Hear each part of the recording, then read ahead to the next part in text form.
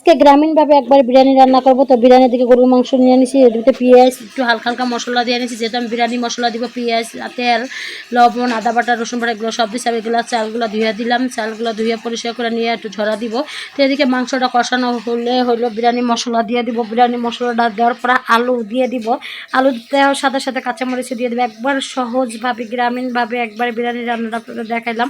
আমি মাংসগুলো ছোটো ছোটো করে কাইটে নিয়েছি। কাইটে নেওয়ার পর সুন্দর করে দেখেন আলুগুলো আর আলু দিয়ে দিলাম মশলার পরে। ছোটো ছোটো একটা আলু আমি সবসময় দিই, কারণ আমার কাছে খাইতে ভালো লাগে আলুটা। তো যাই হোক, আমি এটা মাংসটা ভালো করে কষাইয়া উঠাই নিব। তো উঠাই নেওয়ার পর এখন ফ্রাই প্যানে আবারও তেল দিয়ে নিলাম, পেঁয়াজ দিয়ে একটু ভাজা ভাজা করলাম। তার সাথে গরম মশলা ভেজে নিলাম, তার সাথে একটু ঘি দিয়ে দিলাম, এরকম একবার অরিজিনাল ঘি, গ্রামীণ ঘি। তো যাই হোক, এটা একটু ব্রাউন কালার করে নিলাম। করে নেওয়ার পর এখন চালগুলো দিয়ে দিব। চালগুলো দিয়ে সুন্দর করে লাড়াচাড়া দিয়ে তেলের সাথে মিক্স করে নেব পেঁয়াজের সাথে। এরকম একটা কালার আসলে পরে হলো মাংস ফ্রাইড একটু ঢেলে নেবে। দেন আমার চালগুলো এখন একটু ফুটতেছে। এখন দিয়ে দিব হলো মাংসটা কষানো মাংসটার সাথে চালটা ভালো করে মিক্স করে নিব।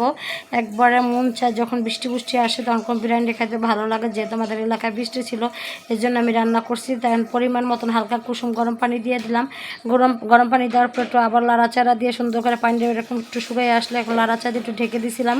ঢেকে দেওয়ার পর একটু দমে রেখে দিব। এখন দেখেন আমার বিরিয়ানি কালারটা মাশাআল্লাহ, দেখতে যেমন খেতে সুন্দর হয়েছে, খেতে এখন বেশ মজা হলো। তো এই তো টেবিলে নিয়ে আসলাম খাবারগুলো, এখন বেড়ে সার্ভ করব।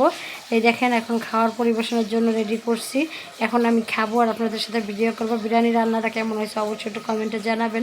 সবাই ভালো থাকবেন, সুস্থ থাকবেন। আমার ভিডিওগুলো যদি ভালো লাগে অবশ্যই লাইক, কমেন্ট, শেয়ার করে পাশে থাকবেন সবসময়, অলওয়েজ।